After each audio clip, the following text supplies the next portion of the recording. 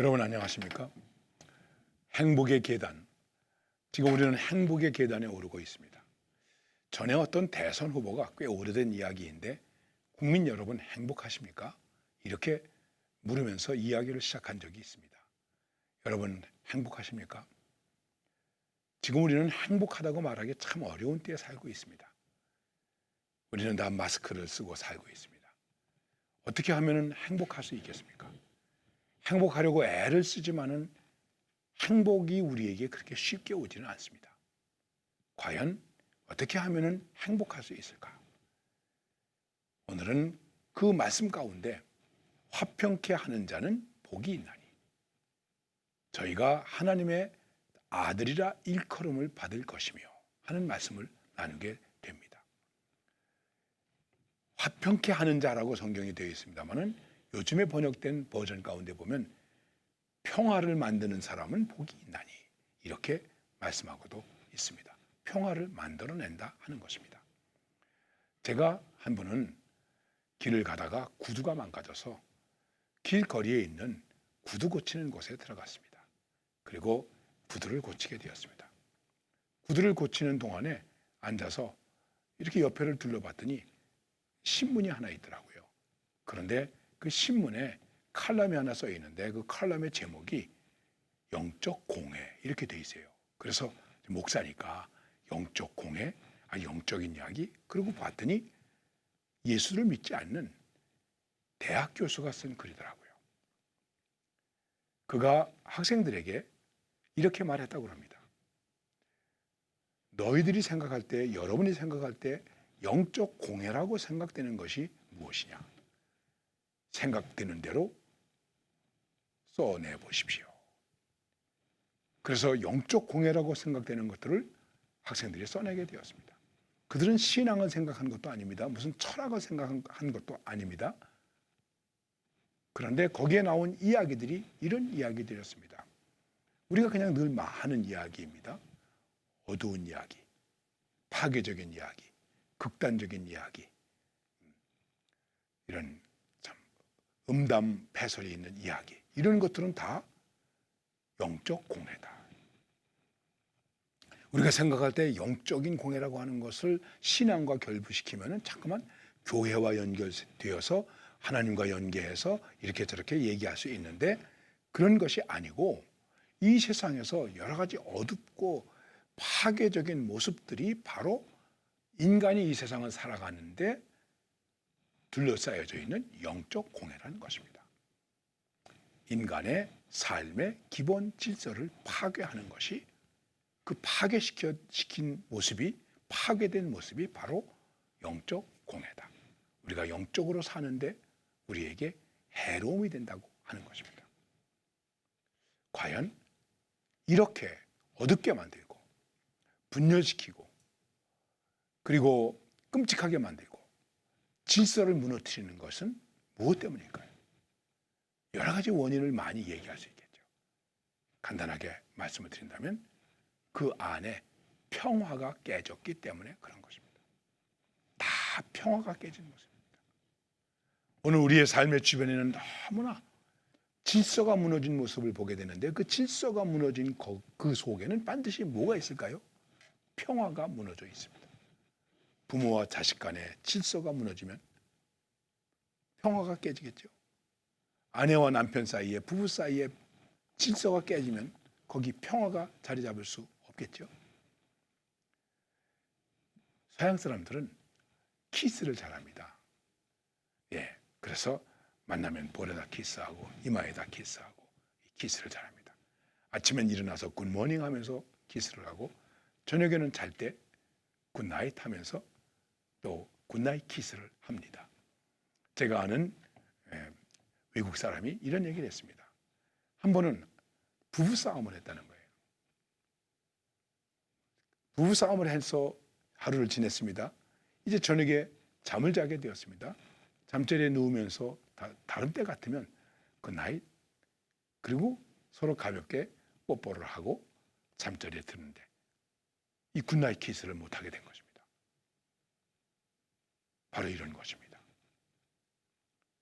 마음의 질서가 무너지면 삶의 질서가 무너지면 거기에는 뭐가 자리 잡을까요? 평화롭지 못한 삶의 분위기, 평화롭지 못한 삶의 모습이 자리 잡게 되는 것입니다. 물론 우리는 여러 가지 사회학적으로 경제적으로 많은 것으로 우리가 이 사회의 무질서에 대해서 이야기할 수 있습니다. 그 모든 무질서는 질서가 파괴된 것인데, 질서가 파괴되었다는 얘기는, 그리고 그 현장 속에는 뭐가 있습니까? 평화가 없다. 평화가 없는 것입니다. 우리는 지금 이런 속에서 살아가고 있습니다. 그래서 화평케 하는 자는 복이 있다. 예수님이 말씀하신 것입니다. 화평케 하는 자, 평화를 만들어내는 자. 그냥 평화 아닙니다. 아, 참 좋다, 편안하다. 자, 여러분 평안하시길 바랍니다. 이게 아니고 내가 평화를 만들어내야 된다는 것입니다. 그래서 피스 메이커, 우리 메이커, 만드는 사람, 평화를 만드는 사람, 평화를 위해서 행동하는 사람, 이거를 말하는 것입니다. 여러분, 평화를 위해서 행동해야 됩니다. 과연 내가 지금 평화를 위해서 어떤 행동을 하고 있습니까? 그렇다고 우리가 거창하게 반전 운동을 한다든지 무슨 해방 운동을 한다든지 이런 것도 얘기할 수 있지만은, 여기서 여러분과 제가 가장 기본적으로 생각해야 될 것이 있습니다. 그것이 무엇일까요? 우리는 적어도 평화를 위해서 애쓰는 사람이 되어야 한다. 할 수 있으면 평화하려고 하는 그러한 입장에 서야 한다. 성경도 말하고 있습니다. 너희는 할 수 있으면 모든 사람과 더불어 평화하라. 모든 사람과 더불어 화평을 이루어 나가라. 그렇습니다. 지금 내가 서 있는 삶의 자리에서 우리는 나와 관계되어 있는 모든 사람들과 할 수 있으면 할 수 있는 대로 평화를 이루려고 애를 써야 됩니다. 여러분, 평화를 이루려면 어떻게 되겠습니까? 내가 평화를 이루기 위해서 어떻게 해야 되겠습니까? 또 간단하죠. 그러나 어렵습니다. 왜요? 내가 손해를 봐야 되기 때문에. 평화를 위해서 내가 손해를 봐야 됩니다.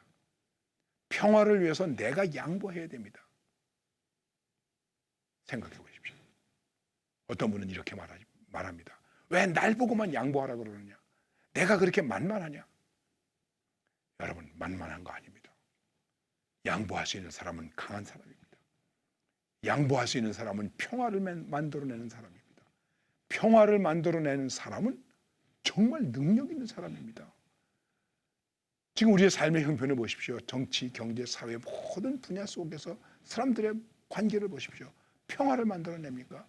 평화를 못 만들어내요. 한쪽에서 이렇게 얘기하면 이쪽에서는, 다른 쪽에서는 그 반대해야만 돼요. 반대하지 않으면 용기 없는 사람이 되고, 반대하지 않으면 좀 이상한 사꾸라라고 그러던가요? 지금 우리 사회가 이런 짝이 되었습니다. 그래서 어떻게 됩니까? 자꾸만 양극단으로 벌어지죠. 그리고 질서가 무너지죠. 함몰되죠. 평화가 없습니다. 어떻게 하면 평화를 만들어낼 수 있을까? 그 평화를 만들어낸다는 것은 이렇게도 생각할 수 있는 것입니다. 어떻게 하면 조금 더 좋은 분위기를 만들 수 있을까? 그것은 그냥 분위기만이 아니고 더 좋은 삶의 질을 만들어내는 것입니다. 지금보다 더 좋은 환경, 좋은 입장, 좋은 관계, 어떤 좋은 쪽으로 좀 갈 수 없을까? 중요한 것이죠. 저는 여당이냐 야당이냐 그런 것은 아닙니다. 여당에서 제안했든 야당에서 제안했든 이렇게 합시다. 그러면 안 됩니다. 그거는 잘못된 겁니다. 이렇게 얘기하는 것이 아니라 좋은 의견입니다. 이 좋은 것을 이렇게 하면은 더 좋게 할 수 없을까요? 우리 함께 더 좋게 만들어 갈 수 없을까요? 여러분, 이렇게 정치를 하면 안 될까요? 이렇게 삶을 살아가면 안 될까요?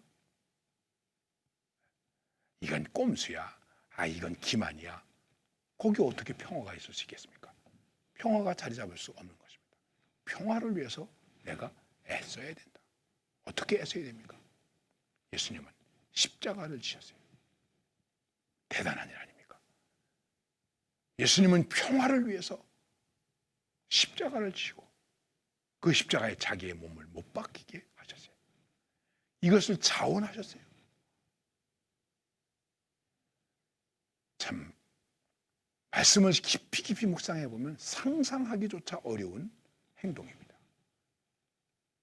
나를 십자가에 못 박아 죽게 함으로, 내가 피 흘림으로, 내가 못 박힘으로, 내가 조롱당함으로 평화를 만들어 온다면 나는 기꺼이 그렇게 하겠다.